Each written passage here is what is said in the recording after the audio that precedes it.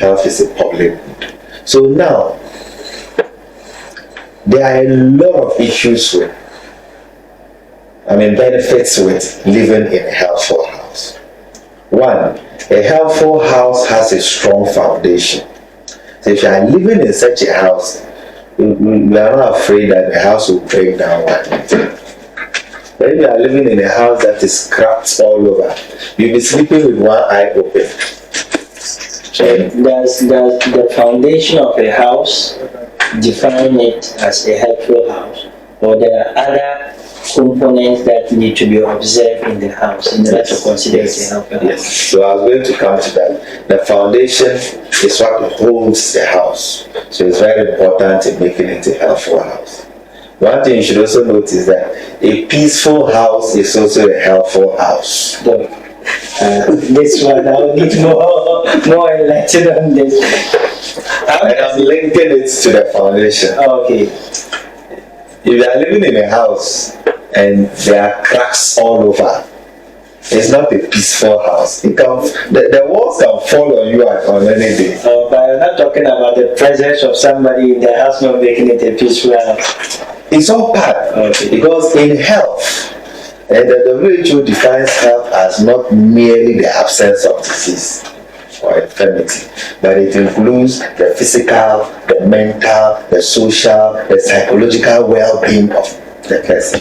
So another human being in that house can either make that house a peaceful house or a helpful house or not. I think this one, the listeners will enjoy this for themselves. Yes, and I always tell my students that a healthful environment includes even human beings in it. For instance, in a classroom, if a student comes to class, especially the ladies, the way their colleague students will look at them may be enough for such a student to go back to the hostel to change dressing. Is it not her colleagues who are influencing the way she dresses? If the colleagues are influencing the way she dresses, they are equally influencing her health.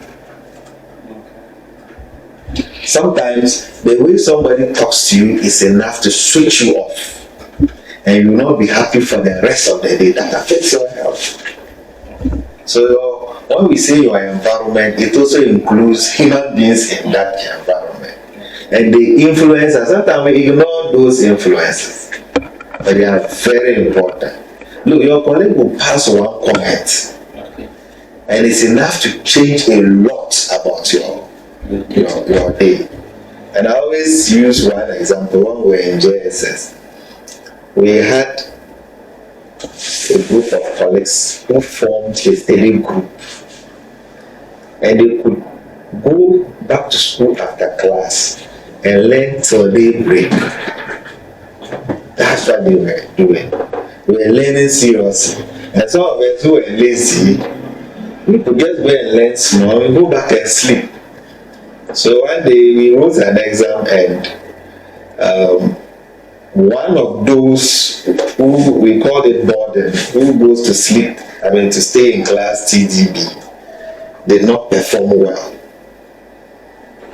And a lazy colleague of mine passed a comment that you sleeping in class doesn't mean you know more than some of us who don't sleep in class.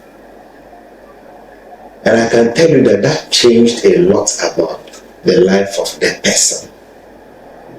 He sat up, he studied, and he became one of the best students of the school.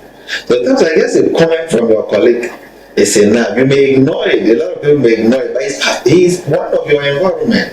He's a component of your environment, and he can influence you in so many ways. So I was talking about the foundation of the house. It's part of making it a helpful house. The superstructure, the main building, we call it a superstructure. We don't use quality materials to build, maybe 100 blocks will require 3 bags of cement. If we decide to use 2 bags or 1.5 bags to mold the blocks will not be of good quality, and that may affect the strength of the superstructure.